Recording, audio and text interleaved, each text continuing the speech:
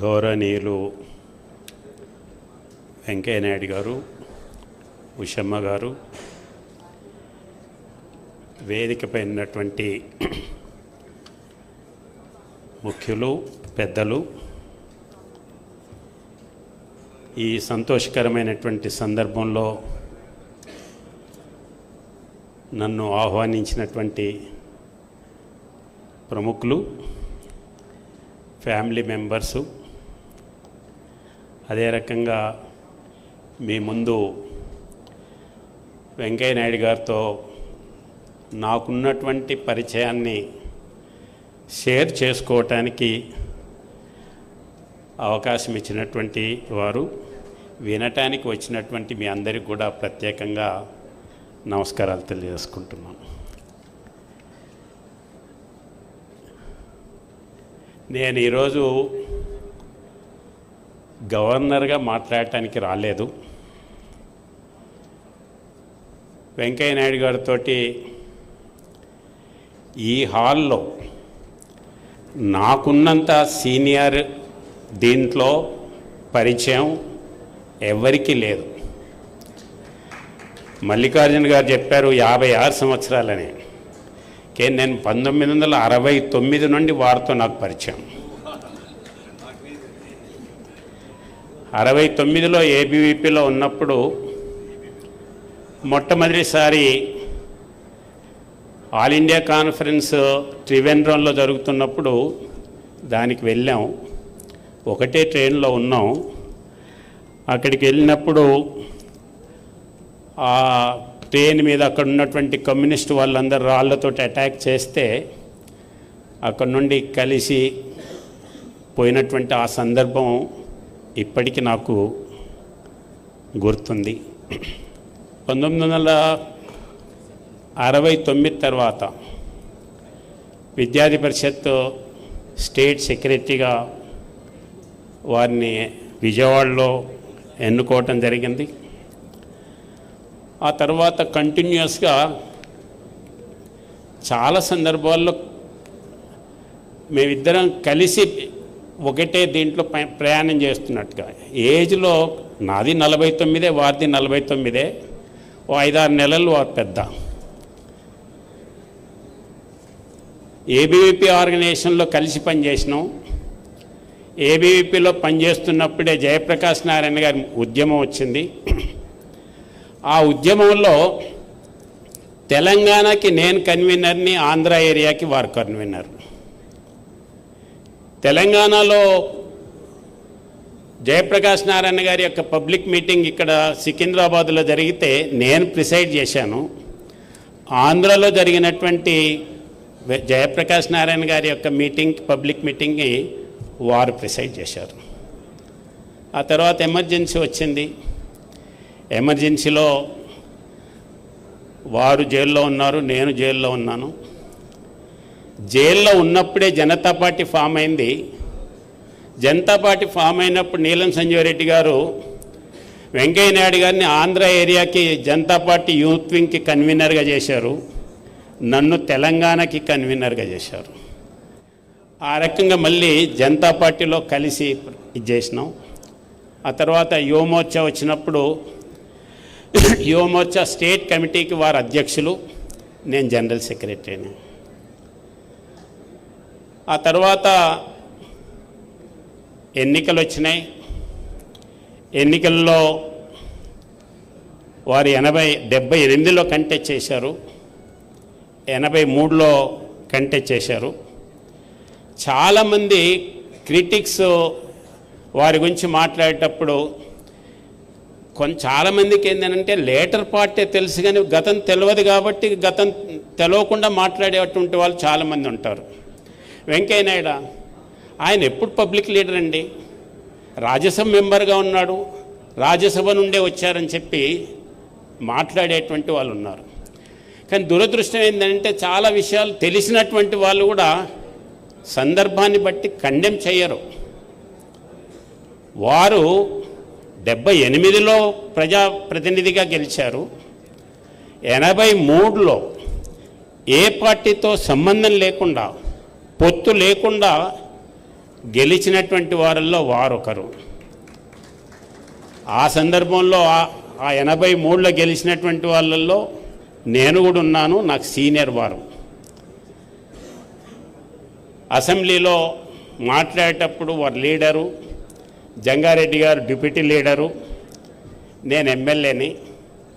కానీ నేను కొత్తగా అసెంబ్లీకి వచ్చిన, అసెంబ్లీలో ఫ్లోర్ లీడర్గా వారు ఉంటూ నేను మాట్లాడేటువంటి దాన్ని ప్రోత్సహించేటువంటిది అప్పటి యొక్క విషయాలు ఇప్పటికీ నాకు గుర్తున్నాయి. ఆ కంఫర్ట్ జోన్ ఏదైతే ఉందో అది నేను ఇప్పటికీ ఫీల్ అవుతాను.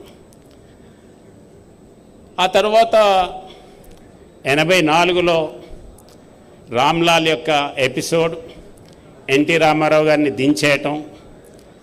అప్పుడు ఇద్దరం ఎమ్మెల్యేలం, వారు ఫ్లోర్ లీడరు. అయితే వారు మన ఎన్టీ రామారావు గారు వారితో ఉండి వారి యొక్క దీన్ని మోడల్ ఇచ్చేస్తూ ఏ రకంగా ప్రజాక్షేత్రంలోకి వెళ్ళాలి అనేటువంటి దాంట్లో వారుంటే ఎమ్మెల్యేలతోటి ఫిజికల్గా వాళ్ళందరితోటి కలిసి ఇక్కడ నుండి ఢిల్లీ పోయేటప్పుడు కానీ, ఢిల్లీకి వెళ్ళి కర్ణాటకలో నంది హిల్సు, మైసూరు అక్కడ వెళ్ళినప్పుడు నేను వారితో ఉన్నాను. కాబట్టి వారితో ఉండి ఉద్యమాన్ని ఇక్కడ ప్రతిష్టం చేసినప్పుడు ఎమ్మెల్యేలతో కలిసి ఉండి మోరల్గా వారితో ఉండేటువంటి ఇది నాకు అవకాశం వచ్చింది. ఆ తర్వాత 1985లో ఎన్నికల్లో దురదృష్టవశాత్తు వారు ఓడిపోయినారు. కొంతమంది ఓడించారని కూడా చెప్తుంటారు. ఏదేమైనా 85 ఎలక్షన్స్లో ఓడిపోయిన తర్వాత వారు చాలా బాధపడ్డారు. మానసికంగా, ఆరోగ్యంగా దెబ్బతిన్నారు. ఆ ఆరోగ్యం అప్పుడు ఉన్నటువంటి ఎఫెక్టు ఇప్పటికీ కొద్దిగా ఉంది అనేటువంటిదే నా యొక్క వ్యక్తిగతమైనటువంటి ఇది. ఆ తర్వాత ఢిల్లీకి వెళ్ళిన తర్వాత 1996లో ఎలక్షన్స్లో కంటెస్ట్ చేసేటప్పుడు నేను కంటెస్ట్ చేస్తున్నటువంటి నల్గొండ పోస్ట్పోన్ అయింది ఎలక్షన్సు. ఆ టైంలో వీరు 1996లో హైదరాబాదు నుండి పార్లమెంట్ కంటెస్ట్ చేశారు.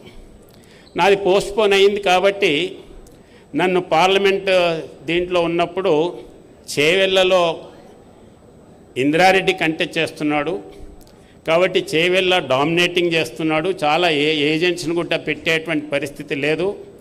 కాబట్టి ఇంద్రసేన్ నువ్వే ఇన్ఛార్జ్ తీసుకోవాలన్నారు. సరే నేను ఇన్ఛార్జ్ తీసుకున్నాను. ఏ చేవెళ్ళనైతే అతడు అసెంబ్లీ ఎమ్మెల్యేగా ఉండి కంటెస్ట్ చేయాలనేటువంటి దీంతో ఉన్నాడో వాళ్ళ ఊర్లో ఎవరు ఏజెంట్గా పోవటానికి సిద్ధంగా లేకుండే. కానీ నేను మా మలక్పేటలో ఉండేటువంటి అశోక్ రెడ్డి వాళ్ళని తీసుకెళ్ళి నేనే ఆయన ఏ బూత్లోనైతే ఆయన ఊర్లో ఆయన ఓటు ఉందో ఆ ఊర్లో నేను ఏజెంట్గా కూర్చున్నాను. ఆ దెబ్బతో ఆయన యొక్క ప్రిస్టేజ్ ఇచ్చి నా ముందు వచ్చి ఓటేయలేక ముఖం లేక ఓటింగ్కే రాలేదు.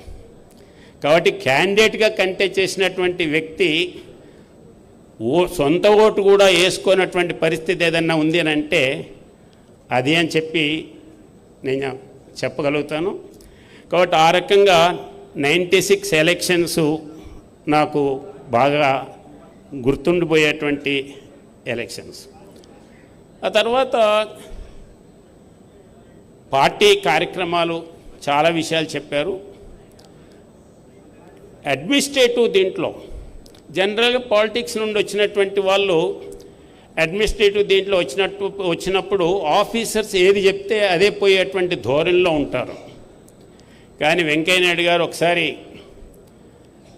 అడ్వర్టైజ్మెంట్ విషయంలో వచ్చినప్పుడు ఐఎన్బి దీంట్లో వచ్చినప్పుడు వాజ్పేయి గారి ఫోటో పెట్టాలన్నా వద్దా, ఇది పర్మిట్ చేయదండి అని చెప్పి ఆఫీసర్స్ మాట్లాడుతుంటే ఫైల్ తెప్పించుకొని ఆ ఫైల్ కింద సెక్రటరీ రాయవలసినటువంటి స్పేస్ను వదిలేసి కింద however you may be I'm writing this is my decision అని చెప్పి కింద రాసేసి ఆ ఫైల్ సెక్రటరీకి ఇచ్చి నువ్వు పైన ఏం రాసుకుంటావో రాసుకో, ఇది నా నిర్ణయం అని చెప్పారు. అంటే ఆ రకమైనటువంటి ఆ యొక్క గ్రిప్పు అడ్మినిస్ట్రేషన్ దీంట్లో ఉంది. అదే రకంగా కొన్నిసార్లు క్రిటికల్ ఇష్యూస్ వస్తుంటాయి మినిస్ట్రీలో ఉన్నప్పుడు. మన పట్టణాభివృద్ధి శాఖ వచ్చినప్పుడు ఢిల్లీ వీరి కింద ఉంటుంది. ఢిల్లీ వీరి కింద ఉన్నప్పుడు మేజర్ ప్రాబ్లం ఏంటంటే హౌజెస్ అలాట్మెంటు, ఉన్నటువంటి వాళ్ళు ఇండ్లు పాత వాళ్ళు ఎవరైతే ఉన్నారో, టైం అయిపోయినటువంటి వాళ్ళు ఎవరైతే ఉన్నారో వాళ్ళని ఖాళీ చేయించటం. ఆ ఖాళీ చేయించేటువంటి ఇష్యూ వచ్చినప్పుడు ప్రధానమంత్రి చంద్రశేఖర్ కొడుకు ఒక ఇల్లు అతని స్థాయి కంటే ఎక్కువ ఉన్నటువంటి ఇంట్లో ఉన్నాడు, ఖాళీ చేయటం లేదు. అతడు మిగతా ప్రతిపక్ష నాయకులందరినీ కలిసి ఎట్లాగైనా సరే వెంకయ్యనాయుడు గారికి చెప్పండి ఇది ఖాళీ చేయకుండా నన్ను చూడండి అని చెప్పి.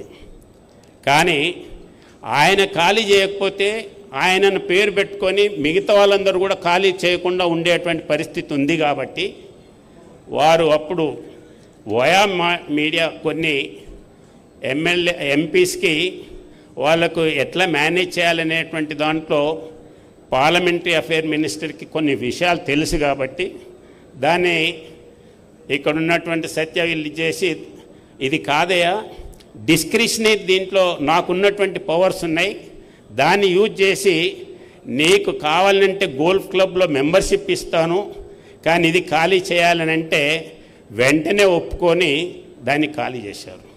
ఎందుకనంటే ఈరోజు ఆ యొక్క గోల్ఫ్ క్లబ్లో మెంబర్షిప్ కావాలంటే 10 కోట్లు కూడా పెట్టేటోళ్ళు ఉన్నారు, కానీ మెంబర్షిప్ దొరకదు. కానీ సమస్యను సాల్వ్ చేయటం కొరకు, ప్రభుత్వం యొక్క నిర్ణయాన్ని అమలు చేయటం కొరకు ఏ రకంగానే సరే చేయాలనేటువంటి దృక్పథంతో వారు దాన్ని సాధించేవారనటానికి ఈ యొక్క విషయాన్ని మీ దగ్గర నేను చెప్పదలుచుకున్నాను.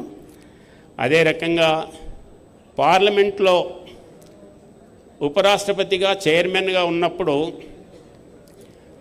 మెంబర్స్కి ఉన్నటువంటి హక్కు ఏదైతుందో ఆ హక్కును కాపాడటంలో ప్రముఖంగా క్వశ్చన్ అవర్స్ని ప్రాపర్గా కండక్ట్ చేయటం ఇది ఏదైతుందో వారికి వారే సాటి అని చెప్పి నేను చెప్పగలుగుతాను.